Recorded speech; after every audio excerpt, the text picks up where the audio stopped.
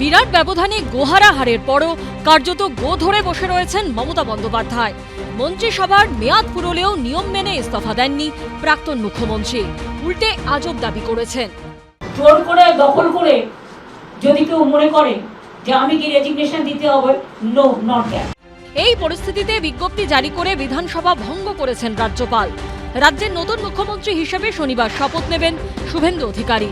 কিন্তু এত কিছুর পরও নিজের অবস্থানে অনড় মমতা বন্দ্যোপাধ্যায়। এখনও সোশ্যাল মিডিয়ায় নিজের পরিচয়ের জায়গায় পশ্চিমবঙ্গের মুখ্যমন্ত্রী লিখে রেখেছেন তিনি। এই ছবি পোস্ট করে তীব্র কটাক্ষ ছুড়ে দিয়েছে বিজেপি। রাজ্য বিজেপির প্রধান মুখপাত্র দেবজিৎ সরকার লিখেছেন, অহংকার ভীষণ ক্ষতিকারক। 24 ঘন্টারও বেশি সময় কেটে গেছে, আপনি আর মুখ্যমন্ত্রী নেই। কখন আপনি সোশ্যাল মিডিয়ায় নিজের পরিচয় আপডেট করবেন? শুক্রবার মাধ্যমিক ও মাদ্রাসার ফল প্রকাশ হয়েছে।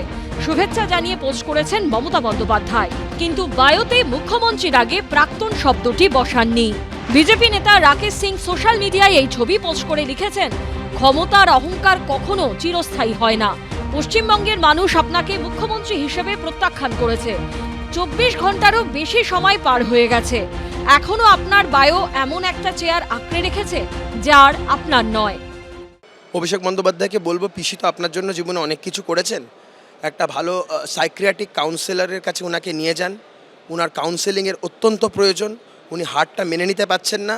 আমি বলবো Mamata Bandyopadhyay, get well soon. খুব খারাপ লাগছে ওনার এই মানসিক অবস্থাটা দেখে। উনি যতই আমাদের উপর অত্যাচার করুন, আমরা চাই উনি সুস্থ থাকুক। মানসিকভাবে উনি সুস্থ অবস্থায় নেই। অভিষেক বন্দ্যোপাধ্যায় ভাইপো হিসাবে তার পিসির প্রতি অন্তত এইটুকু যেন করেন, এটা আমার কাতর আবেদন থাকলো অভিষেক বন্দ্যোপাধ্যায়ের প্রতি। তিনি যে ইস্তফা দেননি, এটার সঙ্গে চেয়ার বা ক্ষমতায় থাকার কোনো সম্পর্ক নেই। এটা হচ্ছে একটা প্রতিবাদের ভাষা।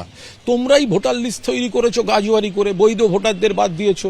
তোমরা ইভিএম এ কি বাছাই সব অনিয়ম করেছো, তোমরা ভোট লুট করেছো, তো তোমরা সরকার করে নাও। ফলে এটা ওনার একটা প্রতিবাদের ভাষা। এর সঙ্গে এটাকে বিকৃত করে অন্য ধরনের কোনো প্রচার বা ব্যাখ্যার কোনো অবকাশ নেই।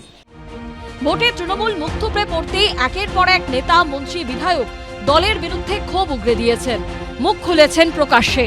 এবার দল বিরোধী মন্তব্যের অভিযোগে 5 মুখপাত্রকে শোকজ করল তৃণমূল।